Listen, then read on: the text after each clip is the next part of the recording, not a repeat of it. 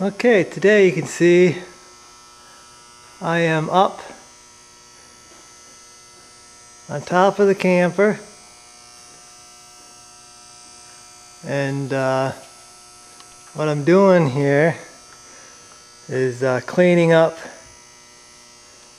the inside each one of these rafters, if you can call them rafters. They're not very thick, and most of you probably have never seen the inside of the roof of a camper, so I figured I'd show a video here. And I am right now I'm cleaning everything up here, sucking up all the old insulation that was in there, and tidying up some wires, getting all the wires run so they're not getting pinched or anything, making sure all the connections are good to go. And another thing is I'm pulling out these staples. They're still in from the old roof, the old plywood. Pulling them out. Pretty boring job here, but you got to do it. And getting this ready to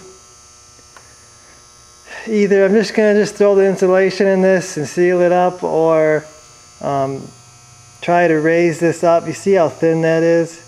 I'd like to add some more height to this so I can get more insulation in there, so I have better insulation. Down there where I made the roof, I can put 6 inches of insulation down there, which would really be nice if I could put that up here too. You know, every little bit helps, even though it's just a camper. But you know, the sun's going to be beating down on the top and stuff like that, so it's gonna have a lot of heat and stuff coming at it. So it'd be nice to have a nice thick bunch of insulation up here. I didn't take this upper roof apart like I did the lower roof, because there was no water damage. There's nothing up here. But I did do a bunch of wiring changes. You can see there's a hole there. That was the switch that controlled power going to the, I believe it was the washer or the air conditioner. And you can see I've eliminated that because I've upgraded the power system to 50 amp on this. So I moved that over to the closet, and so that's on a separate breaker. And we also had to put in a junction box there to get that done. That's in the closet, and that is accessible. Once I seal that up, you can hardly see it there. I don't know if you can see it, but it's in the closet. You can't see it. That's one thing I wanted to do with this camper, is not make it look camperish on the inside. So I had to, in the bathroom, I had to put a new ceiling in there over that to cover all them holes. Also put new lighting in there,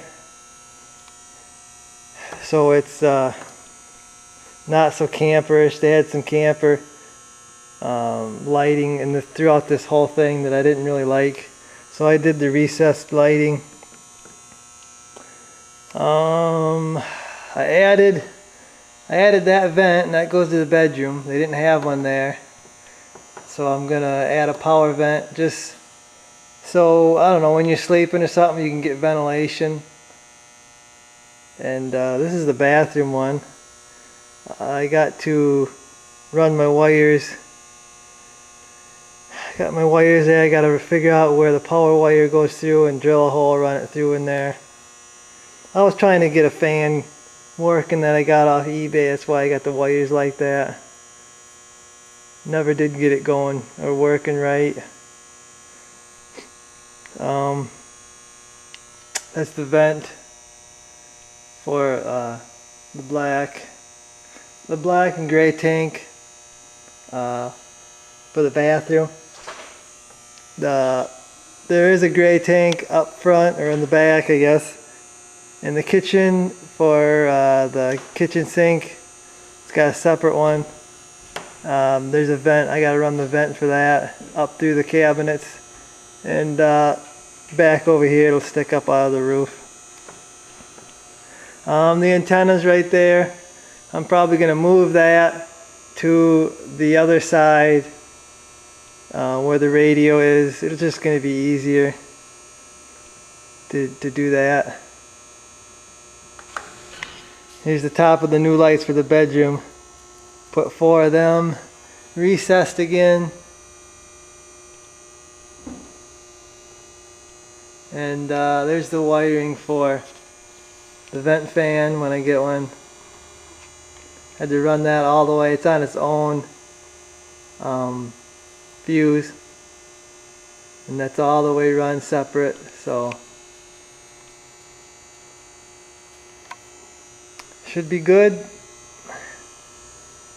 And I'm going to finish up pulling these staples out and be done with the cleanup here, ready to either build or insulate or something. This is a tiny fraction of the staples I pulled out of this thing since day one. This is pretty much what a camper is held together with. Long staples.